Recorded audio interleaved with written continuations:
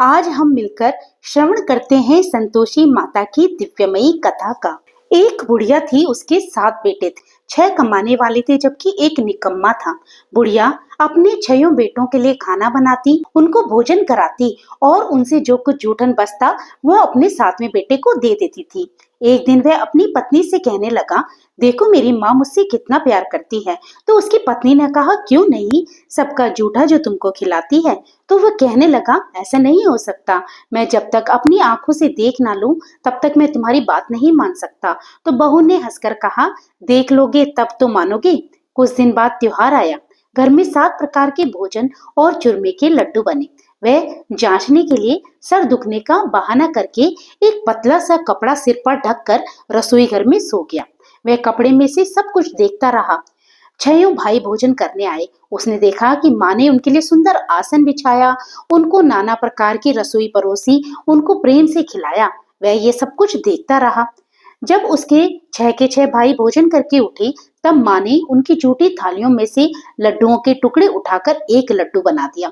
जूठन साफ कर बुढ़िया ने उसे पुकारा, बेटा तेरे 6 भाई भोजन कर गए, अब तू ही बाकी है, उठ अब तू भी खा ले। तो वह कहने लगा, माँ मुझे भोजन नहीं करना, मैं अब परदेश जा रहा हूँ। उसकी माँ ने उत्तर में कहा, कल का जाता है तो आज चला जा। वह बहुत दुखी हुआ और कहने लगा, हाँ मैं आज ही जा रहा हूँ। ये कहकर वह अपने घर से निकल गया। चलते समय उसे अपनी पत्नी की याद आ गई। वह गौशाला में कंडे थाप रही थी। उसने जाकर अपनी पत्नी से कहा, हम जावे परदेश, आवेंगे कुछ काल, तुम रहियो संतोष से, धर्म आपनो पाल। तो उसकी पत्नी ने उत्तर में कहा, जाओ पिया आनंद से, हमारी सोच हटाए, राम भरोसे हम रहे, ईश्वर तुम्हें सहाय। 2 निशानी आपने देख धरो मैं धीर, सुधी मत हमारी बिसारियो, रखियो मन गंभीर। वह अपने पति से कुछ निशानी मांगने लगी तो वह बोला, मेरे पास तो कुछ नहीं है, ये अंगूठी है, इसको ले ले और अपनी भी कुछ निशानी मुझे दे दे। तो वह बोली, मेरे पास क्या है, ये गोबर भरा हाथ है। ये कहकर उसकी पीठ पर उसने गोबर के हाथ की थाप मार दी। इसके बाद वह वहां से चल दिया। चलते चलते वह बहुत दूर एक देश में पहुंचा। वहां एक साहूकार की दुकान थी। वहां जाकर कहने लगा, भाई मुझे नौकरी पर रख लो। साहूकार को जरूरत थी तो बोला, ठीक है तू रह जा। लड़के ने पूछा, मुझे तनख्वाह कितनी दोगे? साहूकार ने कहा, देख काम जब मैं देख लूंगा उसके बाद ही तुझे दाम दूंगा। साहूकार की नौकरी मिल गई। वह सुबह से रात तक खूब मन लगाकर काम करने लगा। कुछ दिनों में ही दुकान का सारा लेन देन, हिसाब किताब, ग्राहकों को माल बेचना, सारा काम करने लगा। साहूकार के 7-8 नौकर थे। वह सब चक्कर खाने लगे कि ये तो बहुत ही होशियार है और इतना काम कर रहा है। सेठ ने भी काम देखा और 3 महीने में ही उसे आधे मुनाफे का हिस्सेदार बना लिया। वह कुछ वर्ष में ही नामी सेठ बन गया और मालिक अपना सारा कारोबार उस पर छोड़कर परदेश चला गया। इधर उसकी पत्नी को सास ससुर दुख देने लगे। सारी गृहस्थी का काम करा के उसे लकड़ी लेने जंगल में भेज देते। इस बीच घर के आटे से जो भूसी निकलती उसकी रोटी बनाकर उसके लिए रख दी जाती और फूटे नारियल की नारियली में पानी दिया जाता। एक दिन वह लकड़ी लेने जा रही थी तो रास्ते में बहुत सी स्त्रियां संतोषी माता का व्रत करती हुई उसको दिखाई दी। वह वहां खड़ी होकर कथा सुनने लगी और पूछने लगी, बहनों तुम किस देवता का व्रत करती हो और उसके करने से तुम्हें क्या फल मिलता है? इस व्रत का विधान यदि तुम मुझे बता सको तो मैं भी इस व्रत को करूंगी। तब उनमें से एक स्त्री बोली, सुनो ये संतोषी माता का व्रत है। इसके करने से निर्धनता दरिद्रता का नाश होता है और जो कुछ मन में कामना हो सब संतोषी माता की कृपा से पूरी होती है। तब उसने उनसे व्रत की विधि पूछी। वह भक्तनी स्त्री बोली, 1.25 आने का गुड़ चना ले लेना, इच्छा हो तो 5.25 आने का ले लेना या 1.25 रुपए का भी सहूलियत के अनुसार लेना। बिना परेशानी और श्रद्धा व प्रेम से जितना भी बन पड़े समाया लेना। प्रत्येक शुक्रवार को निराहार रहकर कथा सुनना। इसके बीच क्रम को टूटने मत देना। लगातार नियम का पालन करना। सुनने वाला कोई न मिले तो घी का दीपक जला उसके आगे या फिर जल के पात्र को सामने रखकर कथा कहना। जब तक कार्य सिद्ध न हो नियम का पालन करना और कार्य सिद्ध हो जाने पर व्रत का उद्यापन कर देना। 3 मास में ही माता मन वांछित फल प्रदान करती है। यदि किसी के ग्रह बहुत अधिक खोटे हों तो भी माता वर्ष भर में कार्य सिद्ध करती है। फल सिद्ध होने पर उद्यापन करना चाहिए, बीच में नहीं। उद्यापन में 2.5 सेर आटे का खाजा तथा इसी परिमाण से खीर तथा चने का साग करना, 8 लड़कों को भोजन कराना, जहां तक मिले देवर जेठ भाई बंधु के हों, ना मिले तो रिश्तेदारों और पास पड़ोसियों को बुलाना, उन्हें भोजन करा यथाशक्ति दक्षिणा दी, माता का नियम पूरा करना, उस दिन घर में खटाई न खाना। ये सुन बुढ़िया के लड़के की बहू चल दी, रास्ते में लकड़ी के बोझ को बेच दिया और उन पैसों से गुड़ चना ले माता के व्रत की तैयारी कर आगे चली और सामने मंदिर देखकर लोगों से पूछने लगी, ये मंदिर किसका है? सब कहने लगे संतोषी माता का मंदिर है। ये सुनकर माता के मंदिर में जाकर माता के चरणों में लेट गई, दीन होकर विनती करने लगी कि माँ, मैं निपट अज्ञानी हूँ, व्रत की कुछ भी नियम मैं नहीं जानती, मैं दुखी हूँ, हे माता, हे जगत जननी, मेरा दुख दूर कर, मैं तेरी शरण में आई हूँ। माता को उस पर बहुत दया आई। एक शुक्रवार बीता और दूसरे शुक्रवार को उसके पति का पत्र आ गया, तीसरे शुक्रवार को उसका भेजा हुआ पैसा भी आ पहुंचा। ये देख जेठ जिठानी मुंह सिकोड़ने लगी, लड़के ताने देने लगे कि काकी के पास पत्र आने लग गए, रुपया आने लगा, अब तो काकी की खातिर बढ़ेगी। बेचारी सरलता से कहती, भैया कागज आवे रुपया आवे हम सबके लिए अच्छा है। ऐसा कहकर आंखों में आंसू भरकर संतोषी माता के मंदिर में जा उनके चरणों में गिरकर रोने लगी। माँ, मैंने तुमसे पैसा कब मांगा है? मुझे पैसे से क्या करना है? मुझे तो अपने सुहाग से काम है, मैं तो अपने स्वामी के दर्शन मांगती हूँ। तब माता ने प्रसन्न होकर कहा, ठीक है बेटा, तेरा स्वामी जल्दी ही घर वापस आएगा। ये सुनकर खुशी से बावली होकर घर में जाकर काम करने लगी। अब संतोषी माँ ने मन में विचार किया कि इस भोली बेटी को मैंने कह तो दिया कि तेरा पति आएगा, लेकिन कैसे आएगा? वह तो उसे स्वप्न में भी याद नहीं करता। उसे याद दिलाने के लिए मुझे ही जाना पड़ेगा। इस तरह संतोषी माता उस बुढ़िया के बेटे के पास स्वप्न में जा प्रकट होकर कहने लगी, साहूकार के बेटे सो रहा है या जागता है? वे कहने लगा, माता, न सोता हूँ न जागता हूँ, कहो कि क्या आज्ञा है?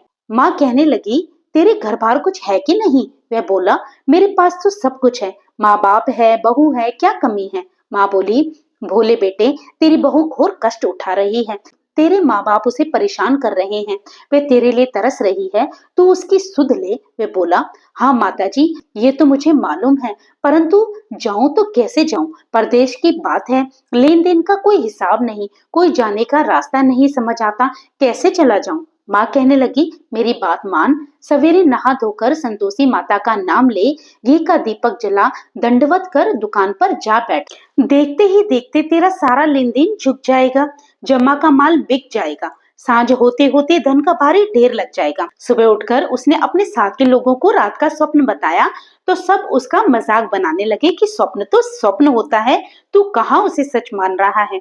लेकिन उनमें से एक बूढ़ा व्यक्ति था जो कहने लगा, स्वप्न ही सही, पर बात मानने में तेरा क्या जाता है? अब बूढ़े की बात मानकर वह नहा धोकर संतोषी माता को दंडवत कर घी का दीपक जला दुकान पर जा बैठा। थोड़ी देर में देने वाले रुपया लाने लगे, लेने वाले हिसाब लेने लगे। कोठे में भरे सामान की खरीदार नकद दाम देकर सौदा करने लगे। शाम तक सच में धन का भारी ढेर लग गया। मन में माता का नाम लेकर और यह चमत्कार देखकर वह बहुत प्रसन्न हो गया और अपने घर ले जाने के वास्ते उसने गहना कपड़ा सामान खरीदा। यहाँ से सारा काम निपटा कर तुरंत वह अपने घर को जाने के लिए रवाना हुआ। उधर उसकी पत्नी जंगल में लकड़ी लेने जाती है, लौटते वक्त माताजी के मंदिर में विश्राम करती। अब उसका रोज का प्रतिदिन का यही नियम था कि वह माता के मंदिर में जाके थोड़ी देर विश्राम करती थी। धूल उड़ती देखकर वह माता से पूछने लगी, हे माता, ये धूल कैसे उड़ रही है? माता ने कहा, हे पुत्री, तेरा पति आ रहा है, अब तू ऐसा कर कि लकड़ियों के 3 बोझ बना ले, एक नदी के किनारे रख, दूसरा मेरे मंदिर पर और तीसरा अपने सिर पर। तेरे पति को लकड़ियों का गट्ठर देख मोह पैदा होगा, वह यहाँ रुकेगा, नाश्ता पानी खाकर माँ से मिलने जाएगा। तब तू लकड़ियों का बोझ उठाकर जाना और चौक में गट्ठर डालकर जोर से आवाज लगाना, लो सासू जी, लकड़ियों का गट्ठर लो, भूसे की रोटी दो, नारियल की खेपड़े में पानी दो, आज मेहमान कौन आया है। माताजी से बहुत अच्छा कहकर वह प्रसन्न मन से लकड़ियों के 3 गट्ठर बनाने लगी। एक नदी के किनारे पर और एक माताजी के मंदिर पर उसने रख दिया। इतने में मुसाफिर आ पहुंचा। सूखी लकड़ी देख उसकी इच्छा उत्पन्न हुई कि हम यहाँ पर विश्राम करें और भोजन बनाकर खा पीकर गांव को जाएं। इसी तरह रुक कर भोजन बना, विश्राम करके गांव को गया, सबसे प्रेम से मिला। उसी समय सिर पर लकड़ी का गट्ठर लिए उसकी पत्नी उतावली सी आई। लकड़ियों का भारी बोझ आंगन में डालकर जोर से 3 आवाज देने लगी, लो सासू जी, लकड़ियों का गट्ठर लो, भूसे की रोटी दो, आज मेहमान कौन आया है। ये सुनकर उसकी सास बाहर आकर अपने दिए गए कष्टों को जुटलाने के लिए कहने लगी, बहू ऐसा क्यों कहती है, तेरा मालिक ही तो आया है, आ बैठ, मीठा भात खा, भोजन कर, कपड़े गहने पहन। उसकी आवाज सुन उसका पति बाहर आ गया। उसके हाथ में अपनी दी हुई अंगूठी देखकर वह व्याकुल हो गया और अपनी माँ से पूछने लगा, माँ ये कौन है। माँ बोली, बेटा ये तेरी बहू ही तो है, जब से तू गया है तब से सारे गांव में भटकती फिरती है, घर का कामकाज तो कुछ करती नहीं, 4 पहर आकर खाना खा जाती है। वह बोला, ठीक है माँ, मैंने इसे भी देखा और तुम्हें भी, अब दूसरे घर की ताली दो, हम उसमें जाके रहेंगे। माँ बोली, ठीक है, जैसी तेरी मर्जी। तब वह दूसरे मकान की तीसरी मंजिल का कमरा खोल सारा सामान जमाने लगा। एक दिन में ही उनका राजा के महल जैसा ठाट बाट बन गया। अब क्या था, बहुत सुख भोगने लगी। इतने में ही शुक्रवार आया। उसने अपने पति से कहा, मुझे संतोषी माता के व्रत का उद्यापन करना है। पति बोला, खुशी से कर लो। वह उद्यापन की तैयारी करने लगी। जेठानी के लड़कों को भोजन के लिए कहने गई। उन्होंने मंजूर तो किया, परंतु पीछे से जेठानी ने अपने बच्चों को सिखाया, देखो भोजन के समय खटाई मांगना, जिससे उसका उद्यापन पूरा ना हो सके। लड़के जीमने आए, खीर खाना पेट भर के खाया, परंतु बाद में खाते ही कहने लगे, हमें खटाई दो, खीर खाना हमको नहीं भाता, देखकर अरुचि होती है। वे कहने लगी, भाई खटाई किसी को नहीं दी जाएगी, ये तो संतोषी माता का प्रसाद है। लड़के उठ के खड़े हो गए और बोले, पैसे लाओ। बोली बहू कुछ जानती नहीं थी और उनको उसने पैसे दे दिए। लड़के उसी समय हट करके इमली खटाई खाने के लिए ले आए। ये देखकर बहू पर माताजी ने कोप किया। राजा के दूत उसके पति को पकड़ कर ले गए। उसकी जेठ जेठानी मनमाने वचन कहने लगे, लूट लूट कर सारा धन इकट्ठा करके लाया है, अब सब मालूम पड़ जाएगा जब जेल में जाके मार खाएगा। बहू से ये सब कुछ सहन नहीं हुआ। रोती हुई माता जी के मंदिर में गई और माता से कहने लगी, हे माता, तुमने क्या किया। हंसाकर अब भक्तों को रुलाने लगी। तो संतोषी माता ने उससे कहा, बेटी तूने उद्यापन करके मेरा व्रत भंग किया है। वह कहने लगी, माता मैंने कुछ अपराध नहीं किया, मैंने तो भूल से लड़कों को पैसे दे दिए थे, मुझे नहीं पता था कि वह उन पैसों से खटाई ले आएंगे, मुझे क्षमा कर दो, मैं फिर तुम्हारा उद्यापन करूंगी। तो माँ बोली, ठीक है, लेकिन अब की बार ये भूल दोबारा मत करना। वो कहने लगी, ठीक है माँ, अब मैं ये भूल बिल्कुल भी नहीं करूंगी। अब बताओ कि मेरे पति कैसे वापस आएंगे। माँ बोली, जा, तेरा पति तुझे रास्ते में आता हुआ मिलेगा। वे जैसे ही मंदिर से बाहर निकली, रास्ते में उसे अपना पति आता दिखा। वे पूछने लगी, कहाँ गए थे। वे कहने लगा, इतना धन जो कमाया है उसका टैक्स राजा ने मांगा था, वह भरने गया था। वह प्रसन्न होकर कहने लगी, भला हुआ, अब घर को चलो। कुछ दिन बाद फिर से शुक्रवार आ गया। वह बोली, मुझे फिर माता को उद्यापन करना है। पति ने कहा, कर लो। बहू फिर जेठ के लड़कों को भोजन करने को कहने गई। जेठानी ने 1-2 बातें सुनाई और सब लड़कों को फिर से सिखाने लगी, तुम सब लोग पहले ही खटाई मांगना। लड़के भोजन से पहले कहने लगे, हमें खीर नहीं खानी, हमारा जी बिगड़ता है, कुछ खटाई खाने को दो। वह बोली, खटाई किसी को नहीं मिलेगी, आना हो तो आओ। वह ब्राह्मण के लड़के लाकर भोजन कराने लगी। यथाशक्ति दक्षिणा की जगह एक एक फल उन्हें दिए। संतोषी माता इससे बहुत प्रसन्न हो गई। माता की कृपा होते ही 9वें मास में उसके चंद्रमा के समान सुंदर पुत्र हुआ। पुत्र को पाकर प्रतिदिन माता के मंदिर वो अब जाने लगी।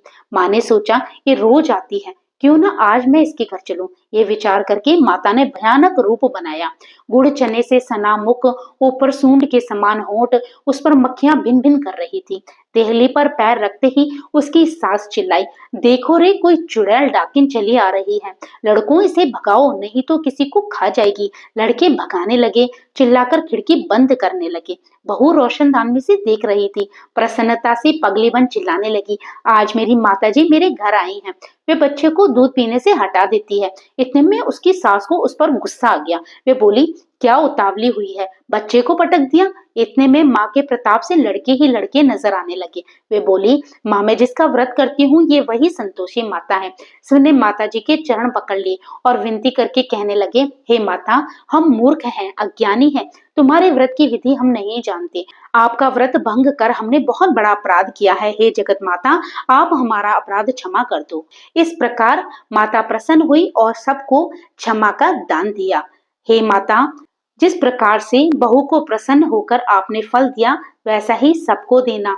जो इस कथा को सुने उसके सभी मनोरथों को पूर्ण करना। तो प्रेम से बोलिए संतोषी माता की जय हो। तो भक्तों, ये कथा अगर आपको अच्छी लगी हो तो इसे लाइक करना, और अगर आप मेरे चैनल पर नए हो तो इसी प्रकार की कथाओं को आगे भी सुनने के लिए प्लीज मेरे चैनल को सब्सक्राइब करना मत भूलना। तो प्रभु का नाम लेते रहिए, पुण्य के भागी बनते रहिए।